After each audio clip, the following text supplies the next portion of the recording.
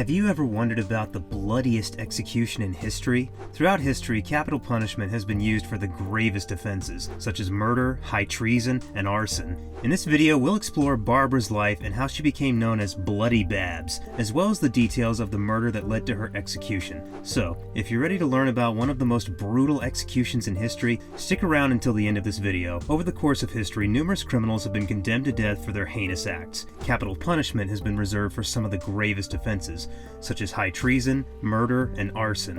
While some countries still employ the death penalty today, it remains a subject of debate and controversy. In 1955, a woman by the name of Barbara Bonnywood Graham, also known as Bloody Babs, faced the ultimate sentence in San Quentin for her involvement in the murder of an elderly widow. Although she was not the sole perpetrator of the crime, she became the third woman in California to be executed by gas, an uncommon method of capital punishment. Barbara Graham, originally named Barbara Elaine Ford, was born on June 26, 1923. Her mother struggled to make ends meet, and when Barbara was 2, her mother was arrested and sent to a reform school. Barbara was placed in foster care, where she claimed to have suffered mistreatment and physical abuse. When her mother was released at the age of 21, she refused to take Barbara in, and she was left to be raised by strangers and extended family members, moving from one home to another. Despite being a clever and intelligent young woman, she lacked formal education and was arrested for vagrancy as a teenager. She served time at the same reformatory school for girls where her mother had been held in 1939. Upon release, she married a U.S. Coast Guard guardsman named Harry Kilharma and started studying at a business college. However, their marriage ended in divorce 3 years later, and Kilharma was awarded custody of their 2 children. Barbara then married twice more but struggled to settle into a traditional life. She turned to prostitution, following in her mother's footsteps, and worked as a seagull during World War II, visiting men based on naval bases in different areas such as Long Beach and San Diego. She was arrested for her work at the age of 22 and was noted for her striking red hair and good looks. She also worked in a brothel owned by a woman named Sally Stanford and became involved in gambling and selling narcotics. She developed close relationships with career criminals and was imprisoned for perjury after giving a false alibi for 2 criminal friends. After her release, Barbara moved to Reno, Nevada, where she worked in a hospital as a waitress, seemingly turning her life around. However, she later boarded a bus for Los Angeles and returned to her old ways of working illegally. Barbara Graham married Henry Graham, a bartender from one of the bars she frequented, in 1953. Together they had a child named Tommy.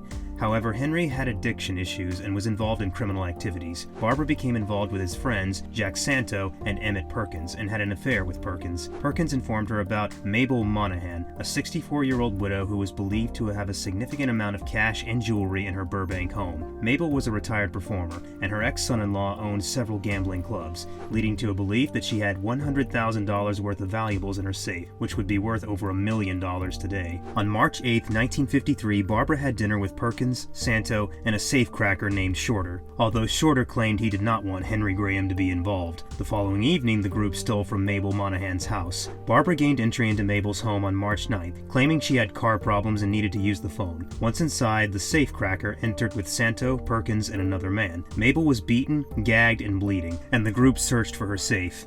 Barbara handed a gun to Perkins and demanded that he knock Mabel out, but Mabel was having difficulty breathing because of the gag. Barbara then began violently beating Mabel. The group left, assuming Mabel was dead, but she was discovered dead by her gardener 2 days later. Despite there being substantial wealth in the house, the group took nothing of value. 5 members, including Shorter, were arrested and accused of the murder. Shorter turned to state's evidence, fearing execution, and revealed details about the murder and robbery. Santo and Perkins later kidnapped and murdered Shorter. Barbara, known as Bloody Babs, was linked to the crime, and although she had no alibi, she accepted an offer from an inmate to provide a false one, who was working to reduce her sentence. Barbara was brought to trial and subsequently convicted of murder, along with Santo and Perkins. As a result, all 3 of them were sentenced to death. Although Barbara appealed her sentence, there was a chance that it could fail. Eventually, on June 2, 1955, Barbara was transferred to San Quentin State Prison, where she awaited her execution. The day before her scheduled execution, which was to take place via the gas chamber, a method that is no longer commonly used in America, Barbara was given a short stay of execution for 45 minutes. Her execution was rescheduled to take place at 11:30 a.m. instead of the originally scheduled time of 10 a.m.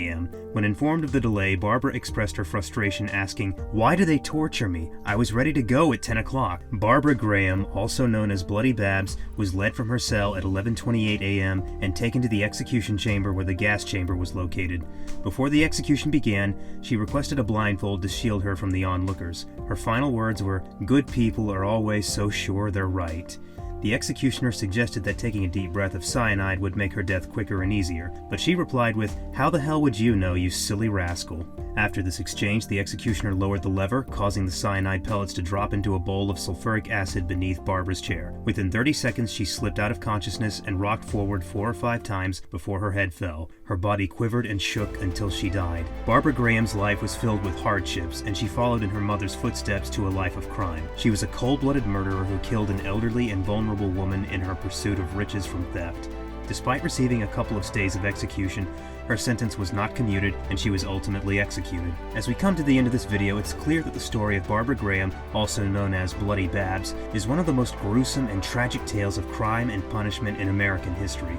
While capital punishment remains a subject of debate and controversy, it's important to remember the victims of these heinous crimes and to acknowledge the consequences that come with committing them. Despite her troubled past and her involvement in the murder of an elderly widow, Barbara's story is one that elicits a great deal of sympathy and empathy. From her childhood traumas to her struggles with addiction and prostitution, she endured a great deal of pain and suffering throughout her life. However, her actions on that fateful night in March 1953 ultimately led to her execution by gas in San Quentin State Prison. As we reflect on Barbara's story, let us also remember that every action we take has consequences, both good and bad.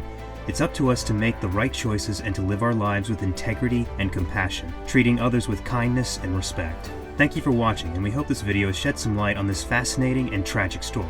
Don't forget to like, share, and subscribe to our channel for more content like this. And, as always, stay curious and keep learning.